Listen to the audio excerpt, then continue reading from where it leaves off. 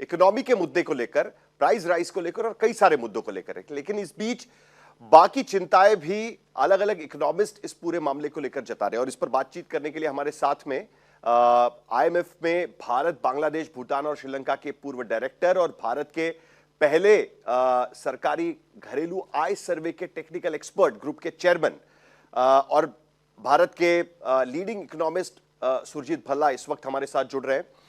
भल्ला जी, आपने आज एक आर्टिकल लिखा है और वो आर्टिकल मैंने पढ़ा है और उसमें आपने एक चिंता जताई है कि ruling party Bharatiya Janata party एक के बाद एक चुनाव जीत रही है और उनके लिए पॉलिटिकल दृष्टि से देखा जाए तो it's a high point for them. एक राजनीतिक दृष्टि से सबसे ऊंचा पॉइंट उनके पॉलिटिकल लाइफ पे दिखाई दे रहा है। लेकिन सरकार के तरफ से अगर हम देखें तो अर्थव्यवस्था में आपका कहना है कि सबसे लो पॉइंट है।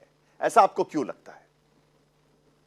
ये इसलिए लगता है क्योंकि जो भी देखें हम इंडिकेटर्स को देखें, इकोनॉमिक इंडिकेटर्स को देखें, आपने ठीक कहा है कि अगर पॉलिटिकल इंडिकेटर्स देखें तो हर चीज में भाजपा सबसे ऊपर है, सारी इलेक्शन जीत रही है और कोई कंपटीशन भी नहीं लगता उनको आने के लिए। मगर अगर इकोनॉमिक सिचुएशन को देखें, जीडीपी ग्रोथ देख लें, रुपी की वैल्यू देख लें, तो ये लगता है, और बिजनेस का क्या कहते हैं कॉन्फिडेंस देख लें, तो वो मेरे को लगता है लो पॉइंट पे है। तो इसलिए ये बड़ा कॉन्ट्रडिक्शन सा है, क्योंकि पॉलिटिकल स्टेबिलिटी का मतलब ये होता है कि आप पॉलिसी चेंज कर सकते हैं, आप मोर एडवेंचरस हो सकते हैं और रिफॉर्म्स आ सकते हैं। मगर यहाँ तो कुछ लगता नहीं है कि रिफॉर्म्स आ रहे हैं। तो मैं ये कोशिश कर रहा था आर्टिकल में कि ये कॉन्ट्रडिक्शन क्यों है, ये पैराडॉक्स क्यों है कि इकोनॉमिक पॉलिसी रिफॉर्म नहीं हो रहा और पॉलिटिकल सिचुएशन बड़ी कॉन्फिडेंट है। तो दूसरी जो तरफ मैंने सर दावे ये किए जा रहे हैं, सरकार के हम प्रवक्ताओं से बात करते हैं, बीजेपी के प्रवक्ताओं से बात करते हैं, ये दावे किए जा रहे हैं कि देखिए भारत की स्थिति तो ठीक है, करंट अकाउंट डेफिसिट काफी हद तक कंट्रोल में है, सरकार के पास 690 बिलियन डॉलर तक की फॉरेन एक्सचेंज इस वक्त मौजूद है भारत के पास में, यानी अगले 10-11 महीने तक उसका भी कोई प्रेशर नहीं होगा। जो इन्फ्लेशन लेवल्स है वो 3.48% तक है, यानी आरबीआई का जो 4% का जो उन्होंने एक स्लैब रखा हुआ है उससे नीचे है, यानी हमने बाकी सारी चीजें एक तरीके से कंट्रोल की हुई है। और फिलहाल जो स्थिति पैदा हुई है वो सिर्फ इस वजह से कि जो खाड़ी देशों में जो स्थिति पैदा हुई है, जो युद्ध वहां पर चल रहा है, स्टेट ऑफ हॉर्मुज बंद पड़ा हुआ है, जो सप्लाई चेन रुकी हुई है, उसी की वजह से ये सारी दिक्कतें हो रही है, यानी बाकी हमारी अर्थव्यवस्था मजबूत है। तो क्या आपको लगता है कि ये सिर्फ और सिर्फ आज की स्थिति की वजह से क्राइसिस पैदा हुई है या ये लंबी खींच सकती है? तो क्राइसिस इसलिए होता है कि लोगों की एक्सपेक्टेशंस क्या है। तो हम ये सोचते थे कि हम फास्टेस्ट ग्रोइंग इकोनॉमी है तो ठीक कर रहे हैं। तो पहला पहला फैक्ट ये है कि अगर आप डॉलर टर्म्स में देखें और ये सारी जो कैलकुलेशंस विकसित भारत की होती हैं वो सब यूएस डॉलर टर्म्स में होती हैं, और यूएस डॉलर टर्म्स में हमारी तरक्की काफी स्लो है, 16th सारे देशों को लेके, नंबर 1 नहीं है, हम 16th है। तो इसलिए हमारी एक्सपेक्टेशन, और अगर आप रूपी को देखें तो रूपी काफी डिप्रिशिएट हो गया है, 7 साल कंटिन्यूसली डिप्रिशिएट हो रहा है और उसके साथ साथ एक्सपोर्ट ग्रोथ कोई एक्सेलरेट नहीं कर रही। तो क्या फायदा हुआ रूपी डिप्रिशिएटिंग का, और रूपी क्यों डिप्रिशिएट कर रहा है, कम वैल्यू क्यों हो रही है रूपी की। तो ये है क्राइसिस, ये है इकोनॉमिक मिसफॉर्चून आप कह सकते हैं कि पॉलिटिकल फॉर्चून बहुत अच्छी है भाजपा की, एकदम ठीक सारी इलेक्शन जीत रही हैं, और यहाँ पे जो इकोनॉमी है वो तरक्की ज़्यादा नहीं कर रही, no matter what indicator you take. आपने एक बड़ी इंटरेस्टिंग बात कही इसमें, आपने कहा कि क्योंकि पिछले कुछ दिनों से लगातार यह कहा जा रहा है कि अगर रुपया गिर रहा है तो वो अच्छी बात है, लेकिन दूसरी तरफ क्योंकि 7 साल में लगातार रुपया गिरता जा रहा है, इससे पहले आरबीआई ने इंटरवेंशन करके जो डिक्लाइनिंग रुपी था उसको थोड़ा सा रोकने की कोशिश की थी, लेकिन उसके बावजूद आज की स्थिति में 12% से ज्यादा रुपया गिर चुका है। तो ये तो अच्छी बात है, लेकिन दूसरी तरफ आप ये कह रहे हैं कि एक्सपोर्ट नहीं बढ़ रहा है, उसका जो परिवर्तन होना चाहिए एक्सपोर्ट बढ़ने में वो नहीं हो पा रहा है। उसका क्या कारण आपको नजर आता है? तो देखिए, पहली बात ये है, जो रूपी, कई इकोनॉमिस्ट ये कह रहे हैं कि रूपी को डिप्रिशिएट करना चाहिए, एक्सपोर्ट ग्रोथ हो जाएगी। वो हम्म। तब होता है जब रूपी की ओवर वैल्यूड है, हम्म। मतलब कि काफ़ी, मगर कोई इंडिकेटर नहीं लगता कि रूपी ओवर वैल्यूड है। हम्म। तो इसलिए क्या कारण है कि रूपी डिप्रिशिएट कर रहा है? हम्म।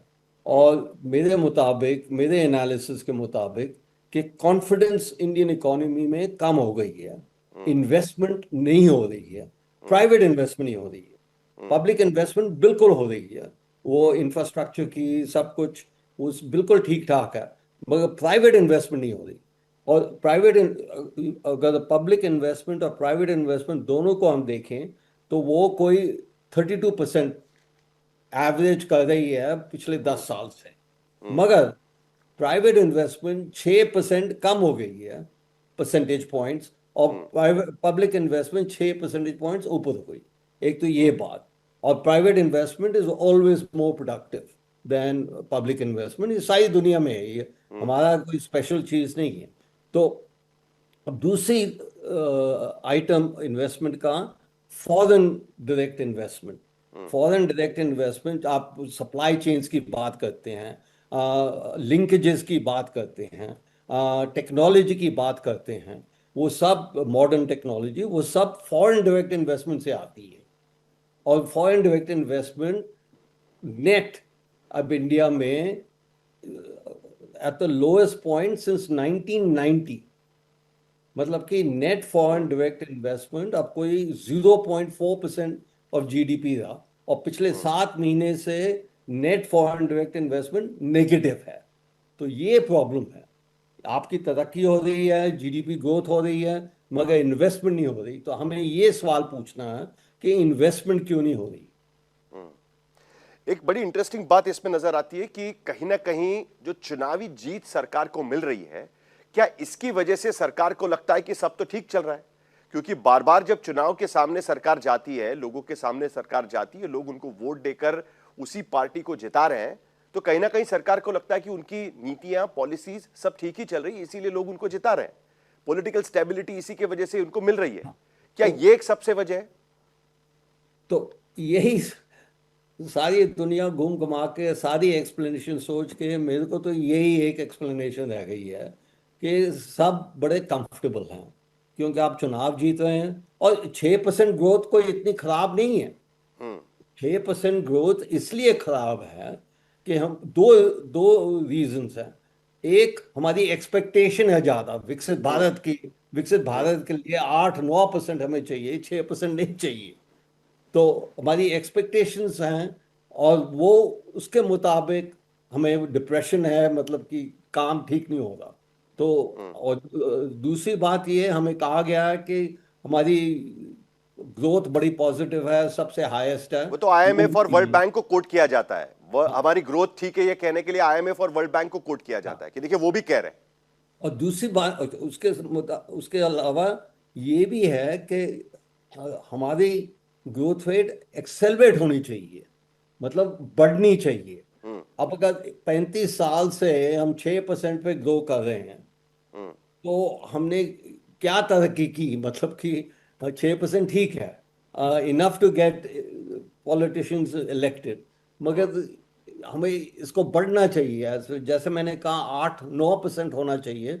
और इट्स नॉट इनफ। हमारे अपने टारगेट्स ये हैं कि 8-9% होगी, तो नहीं हो रही।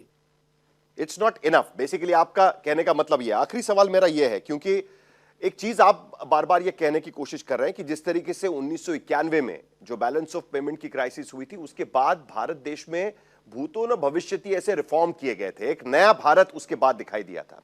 क्या इस बार की क्राइसिस की वजह से, जो खाड़ी देश में युद्ध की वजह से हो या बाकी किसी चीज की वजह से हो, एक बार फिर भारत को यह मौका दिया गया है? भारत सरकार, आपको क्या लगता है कि क्या कर पाएगी इसके बाद, या क्या करना चाहिए उन्हें? ये ये तो सबसे होपफुल बात यह है कि क्राइसिस के बाद रिफॉर्म्स होंगे।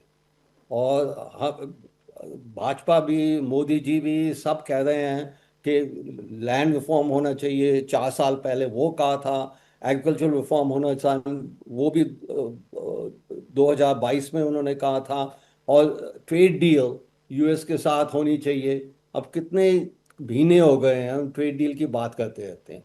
तो मेरे को ये लगता है कि ये सब, अब अगर ये क्राइसिस की दिमाग में आ जाए कि इकोनॉमिक क्राइसिस है, और अगर गवर्नमेंट ये रिफॉर्म्स कर दे, तो फिर 1991 वापस आ जाएगा। मतलब कि ग्रोथ एक्सेलरेट होगी, रिफॉर्म्स होंगे। तो अब उसी के लिए होप है।